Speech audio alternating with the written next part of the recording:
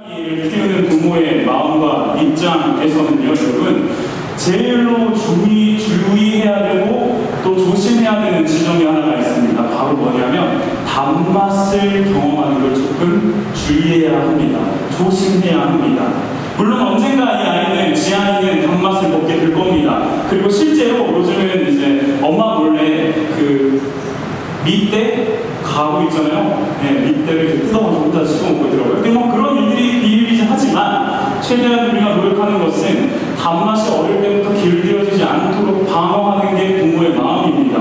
왜냐하면 단맛을 알게 되면요, 나머지 맛들에 대한 자극이 강하게 받아들여지지 않는데요. 나머지 맛들이 자기한테 단맛보다 더 맛있지 않은 거예요. 우리 단맛 다 알잖아요. 아는 자들로서 알잖아요. 땡길 때가 있잖아요. 근데 그런 상황들을 아이들이 경험을 하면, 일찍 경험을 하면 밥도 안 먹고요.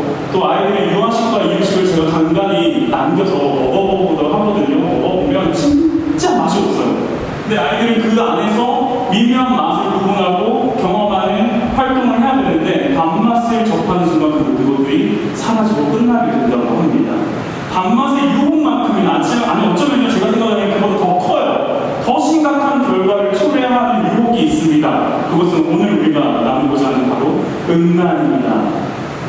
음란이라는 표현을 한자 그리고 이 사전으로 찾아보니까 음탕하고 난잡하다라는 뜻을 가지고 있습니다.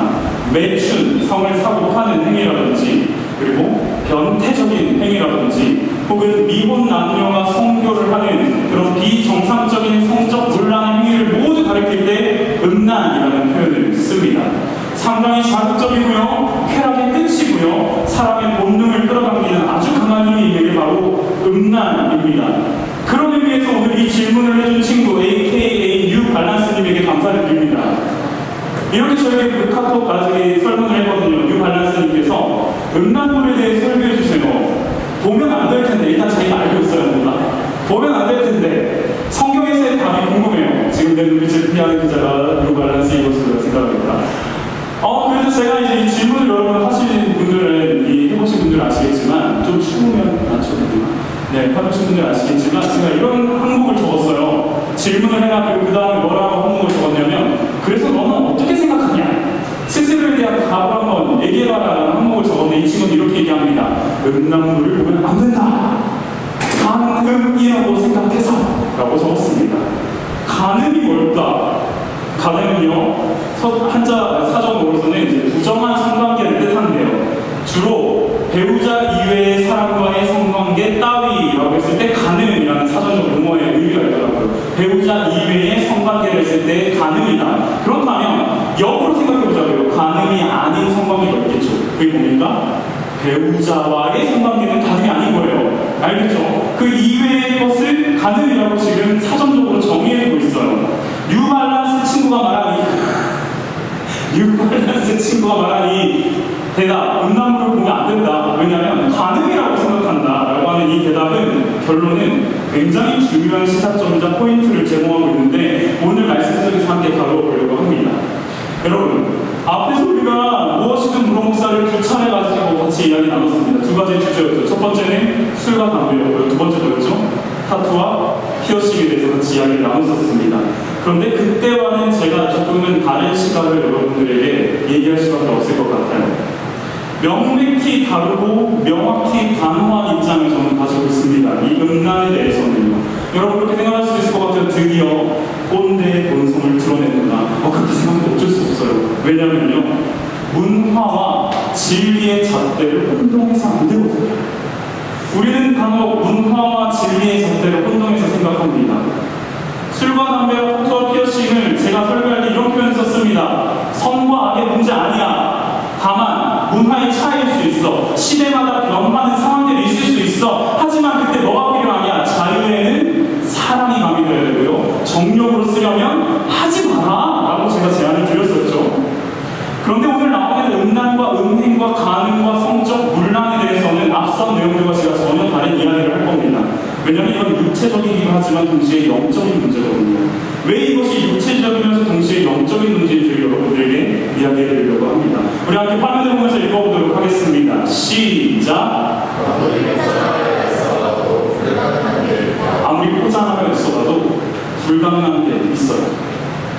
이 사진을 보여드릴게요. 너무 멋있더라고요. 제가 이 사진 보면서 와 진짜 절경이다. 너무 멋있다. 노르웨이예요. 노르웨이에 있는 세계에서 가장 아름다운 화장실이에요. 노르웨이 일드스콜 지방의 우레드 플라센 휴게소 화장실이라고 합니다. 노르웨이 관광공사에서 뭐라고 표현했냐면 콘크리트 지붕이 유리벽으로 설계된 이 화장실은 북유럽 특유의 감성이 어우러진 건축 예술로 평가받는다라고 표현했습니다.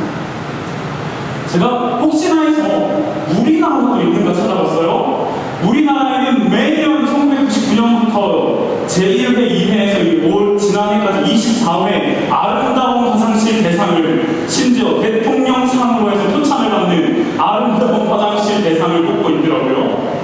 24회 작년 11월 11일에 발표된 아름다운 화장실 대상에서는 진영복합 휴게소 화장실이 대통령상을 수상했다고 합니다. 여기서 뭐라고 되어 있냐면요, 이 화장실은 주차장에서 가장 가까운 곳에 위치하여 이용자 편의를 고려했고요, 가야 시내 고분 이미지를 본뜬 돔형 구조의 미술관과도 같은 모습을 하고 있고요, 넓은 중앙 정원을 마주하고 있어서 자연 채광이 가능한 것이 특징이다. 자, 질문 하나 할게요. 이렇게도 아름다운 화장실에서 살래요? 살 수 있겠어요? 저는 안 될 것 같아요. 그래, 그럼 좀 사는 건 좀 그렇다. 그러면 하루만 자자. 잘 수 있어요? 화장실에서? 좀 그렇죠? 그것도 좀 그런 것 같아요. 그러면 오케이, 다 배려하고 양보해서 딱 한 끼만 여기서 식사하자. 할 수 있어요. 여러분 어떠실지 모르겠지만 저는 못해요. 왜? 화장실은 화장실이니까. 제 아무리 아름답게 포장하려고 애써봐도 화장실에서는 살 수도 없고 잘 수도 없고 먹을 수도 없어요. 왜? 화장실은 화장실이니까. 오늘날 음란물을 재해석하려는 시대가 펼쳐졌습니다. 포스트 모더니즘이라는 철학 용어를 쓰기도 하는데요, 모든 걸 해체하다 보니까 이제는 음란도 해체해버렸어요. 이런 질문 한번 해볼까요? 그리스도인은 자위를 해도 괜찮은가? 오늘 좀 딥하게 감당했죠. 자위를 해도 괜찮은가? 라고 했을 때 10년 전까지만 해도 대다수의 그리스도인들은 누구나 이 질문을 들었을 때 NO! 라고 대답할 수 있었습니다. 안 된다! 라고 얘기할 수 있었어요. 그런데요, 젠더 혁명이 일어났고요, 인본주의에 근거한 인본운동이죠. 젠더 혁명이 일어나고 의사들이 자위가 건강에 도움이 된다라고 하는 연구 결과를 발표하면서 사정이 많이 달라졌습니다. 25명의 그리스도인 의사들에게 물어봤대요. 그리스도인 자위를 해도 괜찮습니까? 라고 했을 때 무려 72%가 자위를 해도 됩니다. 라고 답변을 했다고 합니다. 인권으로 포장하고 앞세우면서 음란물을 해체시키고 있는 장면들이 나타나고 있습니다. 인본주의자들은 인간을 동물의 한 분류로 봅니다. 그래서 독신주의자든지 장애인이라든지 아내가 임신해서 성관계를 할 수 없는 남성이라든지 혹은 이혼한 사람에게는 자위가 절대적으로 필요하다라고 하면서 그게 인권이다, 그 사람의 성욕을 지켜줄 수 있고 해소시켜줄 수 있는 인권이다라고 설명을 합니다. 사람에게는 수면욕과 식욕과 성욕이라고 하는 욕망들이 있기 때문에 이러한 성욕을 해소시켜주는 것이 인권과 정신건강에 유익하다고 주장합니다. 그런데 여기 수면욕과 식욕과 성욕에 있어서 여러분, 해결 방식에 결정적인 차이가 있는 것 같아요. 어떻게 해결하고 해소하는가를 표현했을 때 어떤 반응들이 달라지냐면, 결과가 달라지냐면, 수면욕과 식욕은 채우는 겁니다. 잠자는 시간을 채우면 되고요. 해소하려면 배고프면 어떻게 해요? 밥을 먹어서 속을 채우면 돼요. 그런데 여러분, 성욕은 뭐라고 표현한 줄 아세요? 해소하려면 뭐라고 하세요? 푼다라고 하죠. 성욕은 푼대요. 채우는 게 아니라 풀어낸대요. 그래서 스트레스를 푸는 것처럼 성욕을 풀어내야 된다라고 해결 방식의 차이를 가지고 옵니다. 동시에 수면욕과 식욕은 대상이 없는데 성욕은 대상이 있어야 합니다. 반드시 대상이 존재합니다. 이렇게 얘기할 수 있죠. 누군가는 자위를 스스로 하는 거잖아요. 그게 뭐 대상이 필요합니까? 정말 대상이 없을까요? 정말 없을까요? 떠올리며 상상하는 대상이든 눈에 보이는 매체의 대상이든 성욕을 해소하기 위한 일반적인 자위라고 하는 행동이 대상 없이 진행될 수 있을까요? 일반적으로 그럴 수 없습니다. 이들은 인권을 앞장세웠어요. 하지만 다른 누군가의 존재, 그 대상이 되는 존재와 인간으로서의 그 존재를 성적 욕망과 스트레스를 풀어내는 대상 정도만 인식합니다. 정말 인권을 옹호하는 태도라고 생각합니다. 어쩌면 자신의 욕망을 끌어오르는 그 불과 같은 성욕을 어떠한 의울타기에도 간섭받지 않고 있는 그대로 내가 원하는 방법과 방식대로 그저 풀어내고 싶다라고 하는 그 헐떡임과 그 갈증 때문에 인권으로 포장해서 합리화하고 있는 건 아닐까요? 제 아무리 인권이라는 이름으로 아름답게 포장해보려고 해도 화장실에서는 살 수도 잘 수도 먹을 수도 없어요. 성욕을 있는 그대로 인정하자는 태도, 그래서 풀어낼 기회와 상황을 제공하는 것이, 그걸 해결하는 것이 마땅하다라는 태도는 음란을 재해석하는 시대의 산물입니다. 오명 박사님도 심지어 그렇게까지 얘기해요.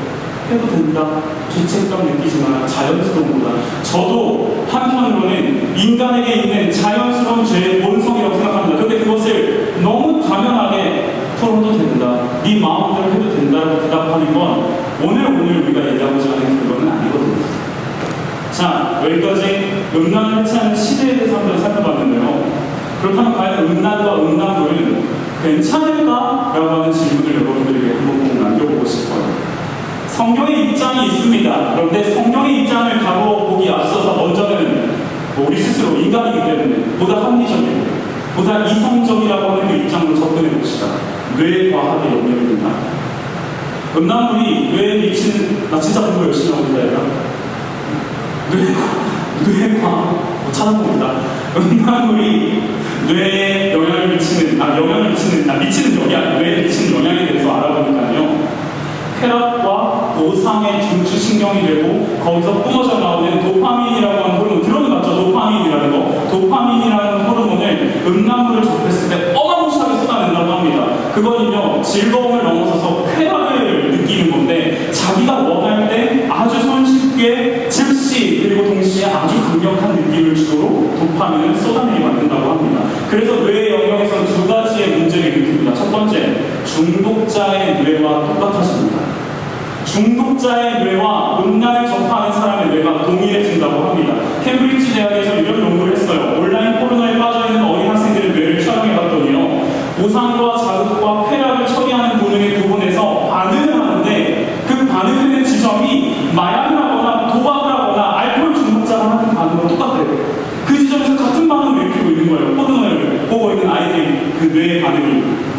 하필 그러면 왜 음란에 중독이라는 표현을 쓸까라고 했을 때요, 여러분, 우리가 뇌가 인식하는 영역에서 일반적으로 보상의 과정은 이렇게 진행된다고 합니다.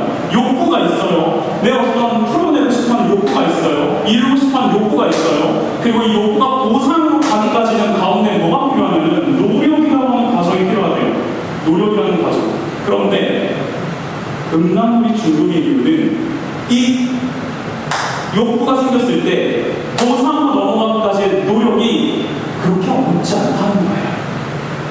그리고 너무 심각하고 강력한 보상을 준다는 거예요. 내 욕망에 대해서. 예를 들면 이거죠. 엄마가 이번 시험에 국어에서 1등급을 받으면 맥북을 사줄게라고 얘기를 했어요. 나 지금 맥북을 갖고 싶은 욕구가 있어. 그러면 맥북을 사줄게라고 하는 보상이 있잖아요. 그 가운데 뭘 해야 돼요? 공부를 해야죠. 공부를 하는 정말 시간, 엉덩이 붙여서 시간 내고 집중해서 1등급 받기 위한 노력이 있어야 그 보상을 얻는다는 것이 우리에게 일반적인 보상의 과정인데 중독은 그렇지 않은 거예요. 죄송해요. 이런 편 써서 꼴려. 막 음란함이 찾아와. 욕구가 생겨. 핸드폰으로 PC로 그냥 찾아보면 바로 보상을 얻을 수 있는 거예요. 노력이 없어요? 뭘 노력할까? 엄마, 제가 지금 너무 마음이 음란해서 그런데 잠깐 밖에 나가주시네요. 문 좀 잠그겠습니다. 이런 노력이 필요했어요? 아니라니까요. 여기 노력이 없잖아요. 그래서 중독이라고 하는 것의 보상 과정은 욕구에서 곧장 보상입니다. 욕구에서 바로 보상으로 향해 나간다고 합니다. 결국에는 중독에 빠진 사람들 여러분 보면요, 어떤 반응들을 보이는 줄 아십니까? 한번 중독에 빠지잖아요. 그러면 뭔가를 얻기 위한 노력을 안 합니다. 한번 그런 여러분, 우리 친구들 중에서도 그런 친구도 있어요. 제가 나중에 중독과도 한번 더 얘기 나누고 싶은데, 핸드폰으로 홀짝, 주사위 게임, 가위바위보 이런 도박하는 친구도 있어요. 그런 거 해서 한순간에 10초 만에 혹은 20초 만에 100만 원을 손해줬다. 그러면 그 사람은 시급 15,000원 받고 일하고 못해요. 10초, 20초 만에 100만 원을 손에 쥘 수 있는 방법을 알아버렸기 때문에 그거에 대한 보상의 과정, 돈에 대한 욕구에 대한 보상 과정이 야, 이렇게 쉬울 수가 있구나. 그 뒤로는 노력하지 못해요. 그것만 붙잡고 있는 거예요. 두 번째로 뇌 영역에서 봤을 때 음란과 음란물은요, 뇌를 망가져버리게 합니다. 저희도 되게 좀 충격이었어요. 이 다큐멘터리를 보면서 중독된 뇌들의 공통점이 있는데요. 알코올에 빠진 사람이나 도박에 빠진 사람이나 이 음란에 노출된 사람들은 점점점 뇌가 망가지는데 두 가지의 망가짐이 나타난다고 합니다. 좀 어려운 단어 쓸게요. 첫 번째는 뇌 회백질이라고 하는 뇌 안에 회색깔로 되어 있는 어떤 위치 지역들이 있대요. 그런데 이 회백질은 사물을 파악하는 인지 능력이나 자신의 욕망을 절제하고 조절하는 통제력과 관련된 신경세포가 다 밀집이 되어 있는 곳이래요. 회백질이 점점점 감소한답니다. 그 영역이 점점점 감소하게 되면 생각하는 능력이 감퇴되고 사물을 보고 파악하는 능력이 사라지고요. 심지어는 어떤 행동을 하기 위해서 활력을 얻거나 동기부여를 얻지 못한대요. 활력과 동기부여가 사라져버린대요. 그래서 중독자들이 무기력한 삶을 사는 거예요. 삶의 활력이 사라져버리거든요. 그리고 또 하나의 뇌가 망가지는 건 아까 얘기했던 도파민과 관련된 거예요. 도파민에는 그냥 지나간 말로 들으세요. D1에서 D5까지의 수용체라는 게 있는데 D2가 굉장히 중요한데요. D2가 감소해버리면 어떤 증상이 벌어지냐면 충동을 억제할 수 없게 됩니다. 아직 재판이 결과가 확정되진 않았지만 부산에서도 돌려차기나 많은 확정은 아니에요. 성범죄자로 확정은 아니었어요. 그런데 그것도 이제 한거 선거 하겠죠. 선서하겠죠. 근데 거기서 그 남자가 보여주는 충동을 억제하지 못하는 행동 뿐만 아니라 왜 그런 거 있잖아요. 묻지마 공격하는 행동. 이 모든 것들이 어떠한 중독에 빠져있지 않는 그런 현상들이 벌어질 수가 없대요. 뇌 과학의 영역에서 보아도 음란과 음란물은 우리에게 하는 도움이 되지 않습니다. 유익이 되지 않습니다. 자, 그러면 꽁꽁 싸매어져 있었던 음란물의 포장지를 한번 벗겨봅시다. 성경과 기독교는 음란과 음란물에 대해서 뭐라고 얘기하는가? 오늘 말씀 데살로니가전서 4장 3절 말씀을 여러분의 목소리로 함께 읽어주시면 좋겠습니다. 시작! 하나님의 뜻은 여러분이 성결하게 되는 것입니다. 여러분은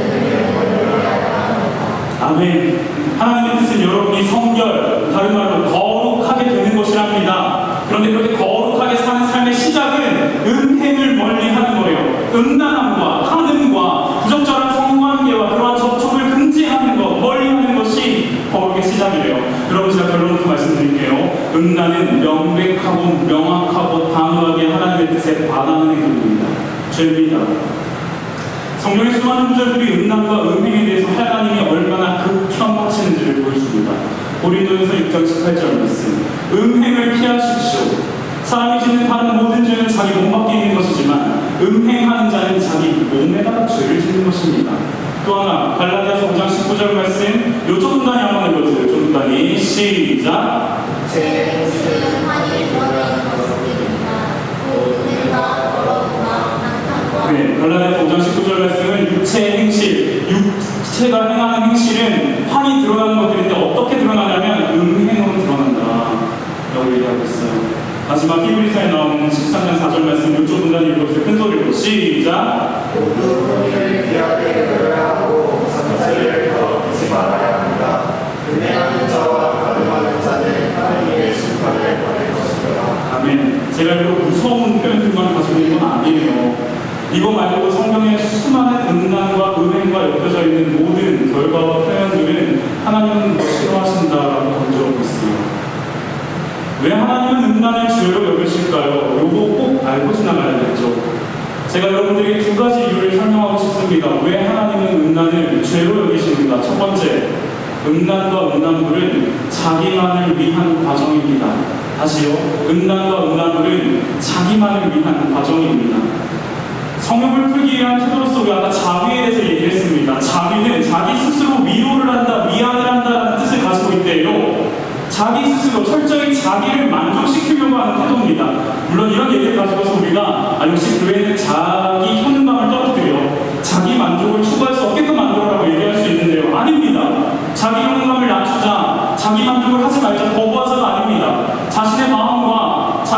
욕망과 자신의 태도를 채우려 하는 시도들이 성욕으로 나타나고 있다는 게 문제라는 거예요. 제가 전에도 그렇게 말씀드렸죠. 술, 담배, 정욕으로 하기 위해서라면 하지 말라고 얘기했죠. 그러면서 이런 표현 썼습니다. 여러분의 마음의 공허함을 채우기 위한 시도라면 그것이 배출되는 물과 사라지는 연기일 거다. 채우지 마라 그런 것들로 라고 얘기했던 것과 같은 맥락이에요. 음란이라고 하는 것은 변질된 자기 사랑입니다. 가짜 사랑입니다. 우리 안에 결핍이 있어요. 그 결핍을 해결하려고 하는 시도가 음란으로 나타나게 되어 있어요. 우리 안에 사랑이 부족한 만큼 음란이 확산되게 돼요. 음란은 자기를 사랑하는데 변질된 형태로 나를 사랑하는 거예요. 성경에서는 하나님의 사랑을 거부하고 하나님이 주시는 사랑을 거부하고 동시에 그 주시는 하나님을 사랑하지 않는 백성을 향해 뭐라고 계속 표현하냐면 음란한 백성이라고 얘기를 해요.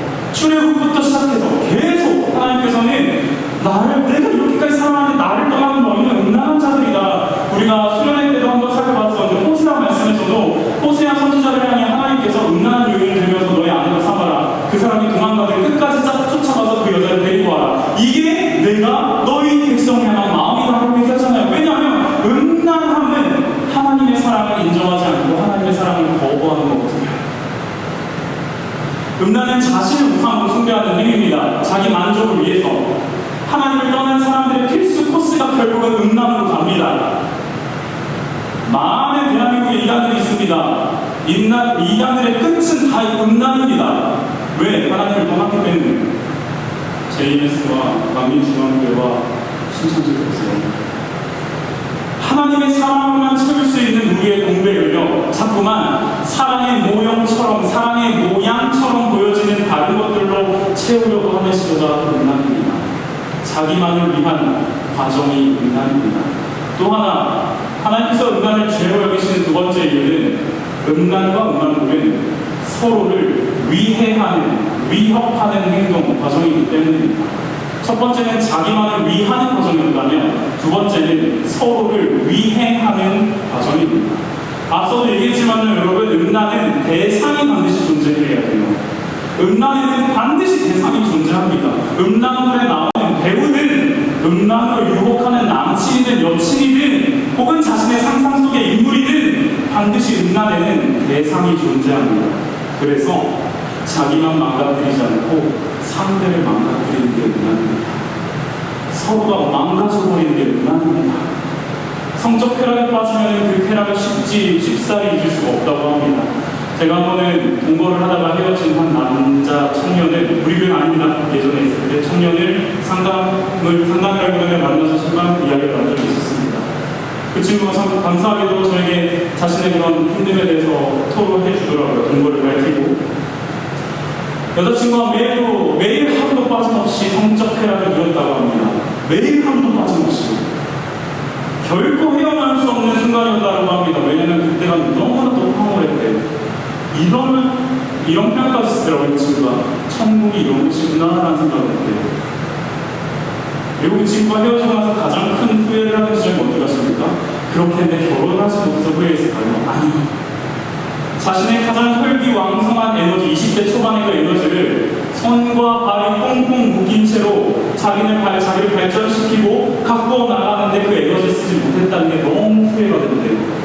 자기가 쓸 수 있는 시간과 에너지를 너무나도 손쉽게 쾌락의 도구로 넘겨버렸다는 데서 깊은 절망과 좌절을 느끼고 죄책감에서 벗어나기 어려워하는 모습을 제가 한동안 만나서 같이 이야기를 듣고 예수 그리스도의 은혜와 예수의 이름의 능력을 전했습니다. 하나님께서 왜 음란을 죄로 여기시는지 아세요?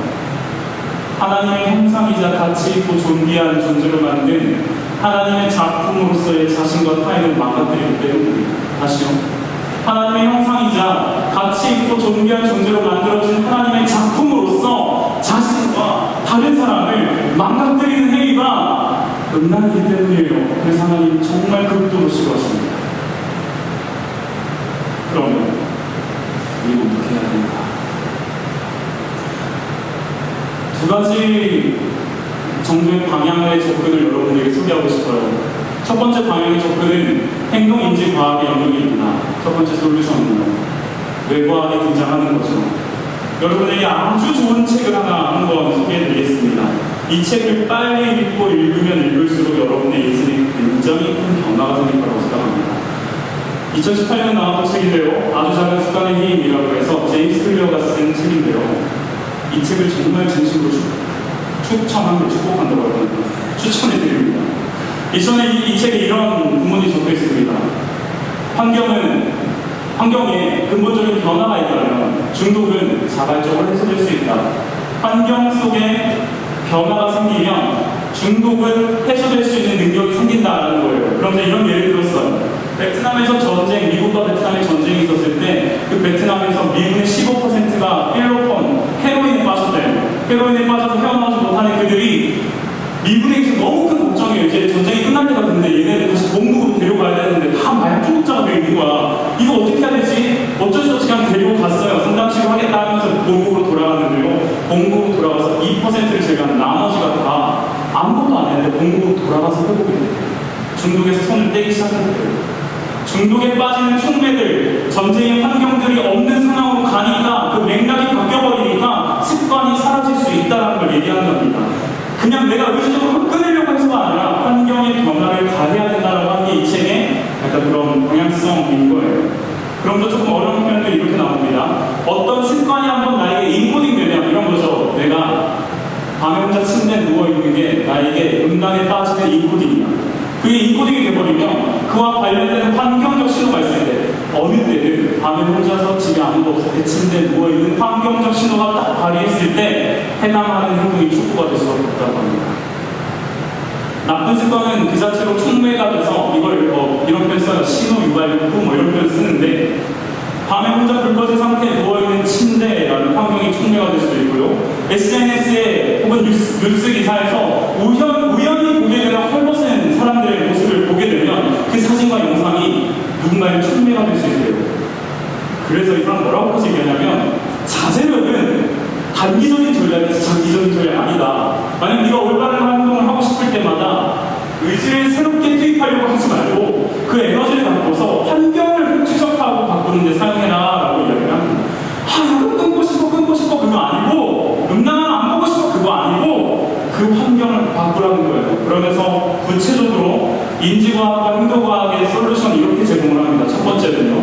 방 청소하래요. 웃기죠? 방 청소야. 방 청소해야 돼.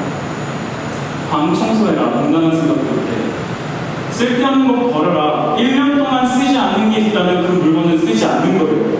대부분이 그렇대요. 버려라. 그리고 간단한 가구 배치를 바꿔서 환경을 조금 변화를 가져다줘라 라고 하는 게 첫 번째 구체적인 방식이었고요. 두 번째, 스마트폰을 컨트롤할 수 있어야 되는데요.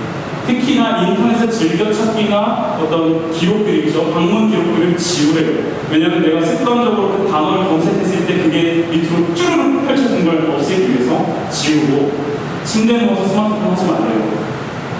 그럼 이 사람이 좀 구체적으로 어떻게까지 얘기하냐면 알람을 들어야 되니까 우리가 알람 켜놓고 콘센트 방 내 침대에서 가장 먼 곳에 들어 충전시켜서 그래서 알람을 울리면 일어나서 가지 내 옆에 핸드폰을 그냥 완전 환경을 계속 바꾸는 거예요. 핸드폰 있으면 자연스럽게 누워서 이 상황을 볼 수밖에 없다라고 하는 환경을 없애자는 거죠. 그리고 인스타그램이나 페이스북의 알고리즘을 거부하래요. 이런 거죠. 관심 없음이라고 누릴 수 있는 것들이 있거든요. 가끔씩 올라오는데 그런 거 체크해라. 한 3-4번 체크하다 보면 그런 영상 더 이상 알고리즘이 올려주지 않는다. 이렇게 얘기합니다. 마지막으로는 이런 표현까지 썼어요. 유혹이 될 수 있는 환경을 바꾸는데 유혹이 올 때는 눕지 말고 정서적 환경을 위한 행동을 바꾸래요. 운동을 하고 뛰어나가든가 그게 어려운 너무 늦은 밤이다 싶으면 그냥 샤워를 하래요. 아침에 일찍 일어나고 아침밥 먹으래요. 웃기죠? 근데 이거는요, 모든 정신과학자들이, 정신상담자들이 우울증이 걸린 사람에게 제일 먼저 하는 그 대책이라고 합니다. 여러분 일어나서 아침밥 드십시오. 왜냐하면 아침밥과 아침에 일어났을 때 활동하는 그 에너지의 활력이 그 사람의 우울증을 바꿀 수 있다고 분석하는 얘기하고 있기 때문에 마지막으로 정서적으로 좋은 음악을 듣고 좋은 책을 보자라는 건데 이 책에서 말하는 좋은 음악이라고 하는 지점은 가요가 아닙니다. 따분하고 고립하고 할 수 있지만 이런 음란함과 이런 마음이 찾아올 때 클래식 들어라 이래요. 근데 저는 여러분들에게 찬양 들으라고 얘기하고 싶어요. 찬양을 들으십시오. 그냥 들으면 많이 감수가 됩니다. 왜 이렇게 얘기할 수 있냐고요? 내가 그걸 많이 경험했으니까, 진짜 힘들었으니까 이겨내는 거. 좋은 책 보라는 거 여러분 이번에는 이 환경의 변화와 상관없이 꼭 추천해주고 싶은 게 있습니다. 뭐냐면요, 시간이 조금 난다 그러면 광교에 가서 월드마크라고 하는 빌딩인가요? 광교에도 두 개가 있습니다. 교보문고 가세요. 교보문고 가서 이제 1시간, 2시간 동안 사람들이 뭐하고 있나 보세요. 여러분 외에 되게 많은 사람들은 자신을 갈고닦기 위해서 도서관에서 공부하는, 아니 서점에서 책을 봅니다. 거기서 충격을 받으세요. 아, 이런 사람들이 있구나. 그리고 그렇게 그냥 할 일 없이 가도 책 보기도 있습니다. 자기 스스로. 제가 그렇게 많이 바뀌게 되는 케이스라서 소개를 해드리는 겁니다. 그런데 여기까지는 의지의 영역이에요. 하지만 우리의 의지는 믿을 게 못 돼요. 이게 함정이에요. 게으름뱅이 한심한 우리의 의지는 믿을 게 못 됩니다. 만약에 정말 굳건한 의지로서 내가 음란과 음란물을 끊었다라고 한다면 그럴 경우에 성공한 만큼 실패합니다. 왜요? 자기 의지로 죄를 이기는 것만큼 자기의 의가 들어옵니다. 내가 할 수 있구나 라고 스스로 생각해버릴 수 있거든요. 의지를 가지고서 죄를 이기는 것은 사실 죄를 이기는 게 아니라 자신을 높이는 행위다라고 존 파이퍼라는 목사님이 말씀하시더라고요. 그래서 저는 여러분에게 마지막으로 영적 해결의 영역을 소개하고자 합니다. 행동인지과학의 영역에서 해결할 수 없는 부분이 있어요. 그건 영적 해결 능력으로 갖게 된 솔루션이 나올 수 없습니다. 우리 오늘 읽었던 제목이 뭐였죠? 화면에 보고서 한번 읽어볼까요? 시작! 아무도 보는 이 없을 때 나는 무엇을 보는가? 아무도 보는 이 없을 때 나는 무엇을 보는가? 이게 오늘의 영적 해결 솔루션의 두 가지 방향성이에요. 첫 번째, 아무도 보는 이 없을 때 하나님 믿으세요? 여러분, 예수님 믿으세요? 성령님 믿으세요? 제가 한번 믿음에 대해서 설명하면서 이런 얘기한 적이 있습니다. 믿음은 보이는 걸 보입니다 라고 말하는 게 아니라 보이지 않는 걸 보입니다 라고 말하는 게 믿음이라고. 다시요, 믿음은 보이는 걸 본다고 말하는 게 아니라 보이지 않는 걸 본다고 말하는 겁니다. 하나님 믿으세요? 보이지 않는 예수님 믿으세요? 보이지 않는 성령님 나와 함께하고 계시는 걸 여러분 믿으세요? 그렇다면 믿는 자에게 아무도 보름이 없을 때란 있을 수가 없어요. 믿는 자에게 아무도 보는 이가 없을 때라는 전제가 성립될 수가 없어요. 왜요? 어떤 순간이든 어떤 상황이든 하나님과 그리스도는 우리를 지켜보고 계시고, 내가 어떠한 마음을 품든 어떤 동기를 가지든 성령님은 그 마음과 동기 가운데 함께하고 계시거든요. 믿는 자에게는. 그래서 그런 사람에게 아무도 보는 이 없을 때라는 말은 하나님 믿는 사람에게 성립되지 않는 표현이에요. 이해가 돼요? 제가 새벽당직을 화요일마다 나오거든요. 교회에. 새벽당직 나오려면 새벽에 5시 반에 나와야 돼요. 차를 몰고 나와야 되는데 우리 집에서 교회까지 오는데 신호가 5개가 있습니다. 집을 출발해서부터 아파트에서 나와서 여기까지 오는데 문월리까지 들어오는데 신호가 5개가 있습니다. 한 번은요, 제가 55분쯤에 나오는 거예요. 늦었죠. 5분 만에 가야 돼요. 마음이 급해서 큰 도로, 어정역 앞에 큰 도로에 있는 신호는 무서워서 그냥 가만히 있고 나머지 신호 3개를 제꼈어요. 소위 전문용어로 제꼈어요. 그냥 옆에 보니까 없어요? 아무도 보는 이 없을 때 제꼈죠. 한참 후에 우리 교회의 한 성도님이 저한테 오셔서 웃으면서 말씀하시더라고요. 그날 좀 급하셨나봐요. 너무 무서웠습니다. 제가 여쭤봤어요. 부끄럽지만, 죄송합니다. 제가 핑계대는 건 없지만, 근데 어떻게 하셨어요? 아무도 보는 게 없을 줄 알았는데, 내 뒤에서 신호를 같이 대기하고 있었던 그 차가 성도님 차였어요. 아무도 보는 이는 없을 때가 없습니다, 여러분. 특히 하나님 믿는다는 우리에게는, 예수님과 성령님과 동행한다고 하는 우리에게는 아무도 보는 이 없을 때라는 말이 성립될 수가 없어요. 가정을 한번 해볼게요. 가정입니다. 상상을 한번 해보자고요. 제가 운전을 해요. 내가 운전하고 있는데 조수석에 내 아내가 타고 있어. 사랑스럽고 아름다운 나의 아내가 타고 있어요. 이렇게 말할 수밖에 없는 맛이죠? 타고 있어요. 내가 운전하고 있어. 신호 대기를 하려고 딱 섰는데 내 옆차선에서 갑자기 차가 싹 빨간색 스포츠카가 쫙 깔려가지고 섰어. 그래서 빨간 스포츠카가 갑자기 창문을 내려 굉장히 매혹적인 여성이 나를 향해 손짓을 해요. 이리 오라. 잠깐만, 상상하다니까 우리 태원이 정말 상상했구나. 되게 한방 웃음을 줬어요. 이리 오라는 말에. 좋아요. 이리 오라. 나를 이렇게 나와 함께 가자 이러면서 막 옆에서 이제 날 보고 유혹을 하는 거예요. 창문 내리면서. 자, 질문. 아니, 질문하면 너네 짓궂어서 내려갈 것 같은데 내가 차에서 내려서 그 차를 탈 수 있을까? 안 돼요. 불가능해요. 나를 유혹하는 노력이 가상하긴 해. 근데 그렇다고 해서 내가 그 사람을 향해 창문을 내리고 윙크하고 인사할 수 있을까? 안 돼요. 그럴 수가 없어요. 큰일 나요. 왜냐면 그건 내가 결혼할 때 언약했던 내 아내를 향한 사랑과 신뢰를 허무는 행동이에요. 그 행동 자체가. 그럴 수가 없어요. 내 아내가 옆에 타고 있는데, 설령 옆에 없다 하더라도 그러면 안 되죠. 근데 옆에 타고 있을 때도 그럴 수가 없어요. 예수님이 우리와 함께 동행하신대요. 성경은 그걸 얘기하고 있거든요. 아무도 보는 이 없다라고 느끼면서 예수님이 동행한다는 사실을 인정하지 않으면서 살아갈 수 있을 거라고 생각합니까? 예수님이 옆에 계신데 야동 볼 수 있을까요? 예수님이 나와 함께하고 계시는데 죄 짓는 거, 거침없이 죄 짓는 거 싹 가능합니까? 불가능합니다. 적어도 불편할 겁니다. 불편해야죠. 신학적인 표현으로 포란교라는 표현이 있어요. 언제나 하나님 앞에 서 있다라는 마음을 갖는 거예요. 눈에 보이진 않지만 나와 함께하고 계시는 하나님을 인정하는 태도가 포란교라는 태도라고 합니다. 믿는 사람에게는 아무도 보는 이 없을 때는 있을 수 없습니다. 두 번째는 나는 무엇을 보는가? 어떤 사람이 이렇게 질문합니다. 목사님, 그러면 그렇게 나와 함께하고 계시는 예수님을 어떻게 바라봅니까? 어떻게 바라볼 수 있습니까? 라고 이야기합니다. 제가 서울에서 대리기사를 했을 때가 있었거든요. 한 1년, 6개월에서 1년, 7, 8개월 정도 했던 것 같아요. 대리기사를 한 적이 있었는데 밤에 11시가 넘어가면 비슷한 복장을 입고 비슷한 행동을 하는 남자들이 길거리에서 보일 거예요. 복장은 일단 편안한 옷일 거고요. 비슷한 행동은 숄더백을 내려서 그 안에 도vat을 집어넣고 핸드폰에 연결을 해서 계속 주구장창 핸드폰만 보고 있는 남자들이 있어요. 누굴까요? 대리기사들이에요. 전부.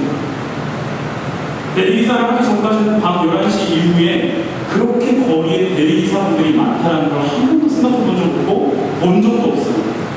진짜 많아요. 대한민국의 남자들이 다 대리기사라고 생각할 정도로 많아요. 진짜 많아요. 내가 대리기사가 되고 그 일에 집중을 하다 보니까 그런 사람들만 눈에 보이기 시작하는 거예요. 어떤 목사님이 설교 중에 이런 얘기를 하더라고요. 자기가 차를 좀 바꾸고 싶었는데 레인으로 바꾸고 싶었대요. 레인 무슨 차인 줄 알죠? 조그마한 박스카, 우리나라 기아에서 나온 박스카 레인을 바꾸고 싶어가지고 막 이렇게 찾아보는데 그날 이후로 어떤 일들이 벌어졌는 줄 아세요? 길거리에 레인밖에 안 보이고요. 이리 가도 레인, 저리 가도 레인, 다 레인. 신호 대기하고 있으면 주변에 다 레인만 보이고요. 그동안 레이가 이렇게 많은 줄 몰랐대. 근데 내가 레이에 관심을 가지니까 레이만 보이기 시작했대요. 심지어 이 설교를 듣는, 차 안에서 설교를 듣는 나도 레이가 보이기 시작했어요. 오늘 여러분 집에 가다가 여러분 눈에는 레이가 눈에 들어올 겁니다. 왜냐하면 관심을 갖고 얘기를 했기 때문에. 예수님 어떻게 바라보냐고요? 내 마음이 예수님을 주목하고 내가 정말 내 삶에 예수님을 개입시키겠다 인정하고 실제적으로 내 삶 가운데 개입을 시키려고 하면 예수님이 안 보일 수가 없어요. 안 해봐서 그래요. 안 해봤기 때문에 그래요. 그래서 될까 싶죠? 우리 삶에 우리가 개척하지 못한 미개척지가 있다면 모르는 게 당연합니다. 한계를 짓는 게 당연합니다. 그래서 저는 여러분 개척했으면 좋겠어요. 프론티어가 되세요. 여러분이 예수님과 동행한다는 사실을 여러분 스스로 한번 진짜 경험해봤으면 좋겠어요. 음란한 생각이 떠오를 때 그런 아까 그 사소한 습관, 아주 사소한 습관에서 얘기한 것처럼 그런 어떤 나의 음란을 위한 환경이 클릭이 될 때 예수님을 개입시키세요. 예수님을 바라보세요. 다른 거 떠올리고 다른 거 바라보려고 하지 말고 예수님 바라보면 그 문제 해결됩니다. 그 방식은 성경을 보면서 해결할 수도 있고 그 방식은 기도할 수도 있고 그 방식은 그냥 중얼중얼 예수님 좀 도와주세요. 그런 경우들이 많아요.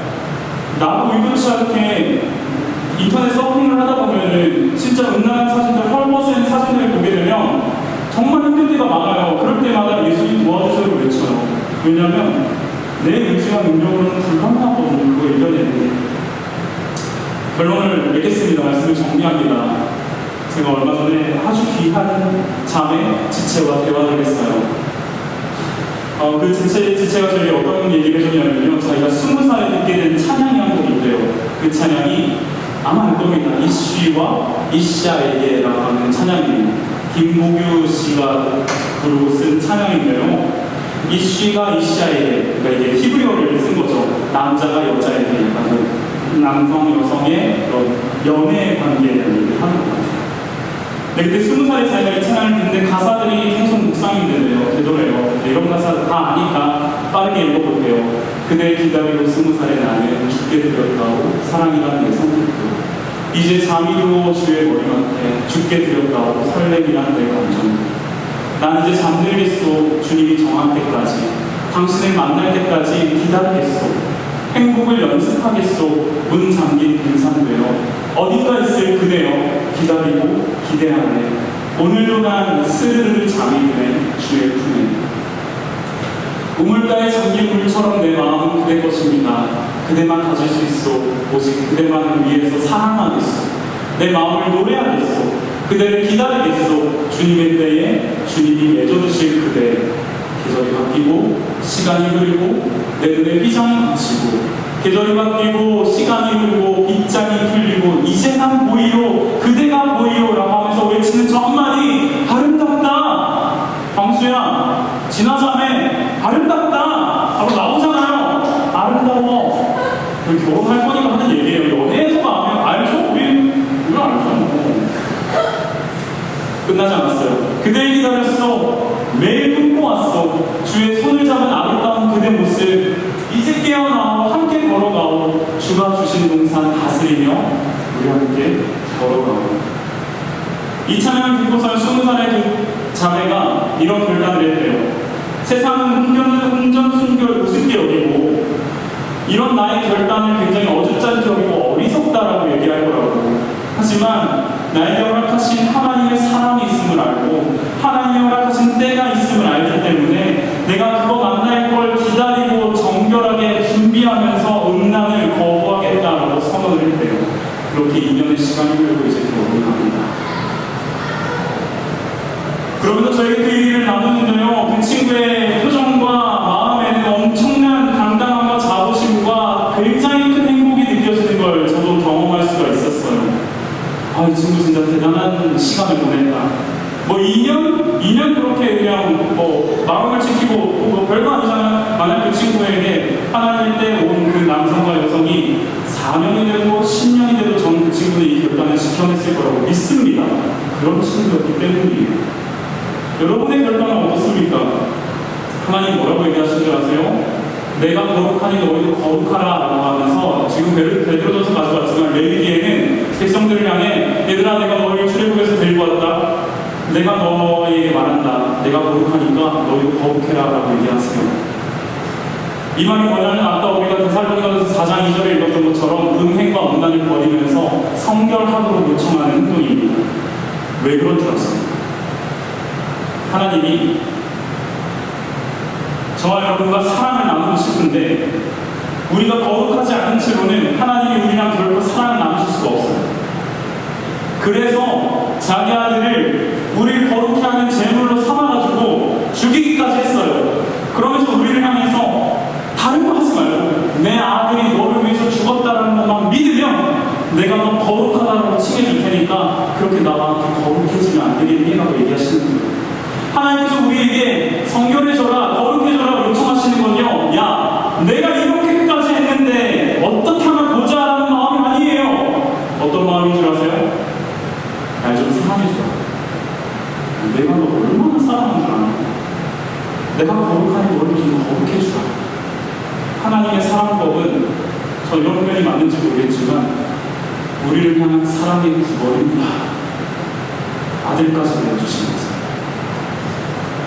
마찬가지로 여러분에게 하나님께서 사랑의 대상으로 보내신 귀한 존재가 있을 겁니다. 저는요, 지금도 아내와 함께하는 밤을 보내는 밤에 그냥 진짜 소파에 앉아서 아무것도 안 하고 노닥거리면서 3시간 동안 얘기하는 그 시간이 너무너무 행복해요. 광수야, 그런 많은 기회가 있으니까 준비하면서. 잘 준비하세요. 2주 남았어요. 맞습니다. 그때 나누는 사랑의 대화들이 얼마나 황홀하고 행복한지 몰라요. 여러분들에게 요청합니다. 누가 될지 모르죠? 이 자리에 있는 사람들 되게 무섭습니다. 그 누군가에게 결코 부끄럽지 않은 그리고 민망하지 않은 사람이 됐으면 좋겠어요. 혹시 실패한 사람이 있을 수도 있어요. 넘어진 사람이 있을 수도 있어요. 인간의 문제 앞에 순결을 지키는 그런 사역을 하고 마음을 내고 고백을 했지만 넘어진 사람이 있을 수도 있어요. 이 얘기를 꼭 해드리고 싶어요. 제가 경험한 일인데요. 제가 인간의 문제 앞에서 헐떡이고 힘들어할 때 하나님께서 어떤 장면을 저에게 느끼게 해주셨냐면 요한복음 8장에 그런 장면이 나와요. 가늠하다가 붙잡힌 여인이 있는데 많은 사람들이 예수님께 다 데리고 와서 바닥에 던져놓고 돌로 칠까요? 라고 물어봐요. 예수님께서 죄 있는 사람은 돌로 치고 아니면 놔두고 가라 라고 하시죠. 근데 예수님이 그 여인을 향해서 그 사람들이 도망가고 뿔뿔이 터지고 여인과 예수님만 남아있는데 예수님이 여인을 향해서 이렇게 물어봐요. 주위에 둘러봐라. 누가 있니? 여인이 말하죠. 아무도 없습니다. 예수님께서 말씀하십니다. 그래, 나도 너 정죄 안 할게. 그러면서 하나는 얘기하시죠. 다시는 주를 범하지 마. 내가 거룩하니 너희도 거룩하라고 하시는 말씀과 같아요. 실패할 수 있어요. 또 우리는, 남학생들은 또 우리는 헐벗은 사진과 영상 앞에 나의 치부를 드러낼 수 있어요. 음란해질 수 있어요. 이거 기억하세요. 그때마다 넘어지고 실패하면 죄책감에 사로잡혀서 나는 또 실패했다고 끝내지 말고 도와주세요. 내 힘은 안 됩니다. 예수님 도와주세요. 그 기도와 고백을 올려드리는 저와 여러분 됐으면 좋겠어요. 순결 앞에서 실패한 사람들, 청년들, 저를 포함한 우리 모든 사람들에게도 동일하게 요청합니다.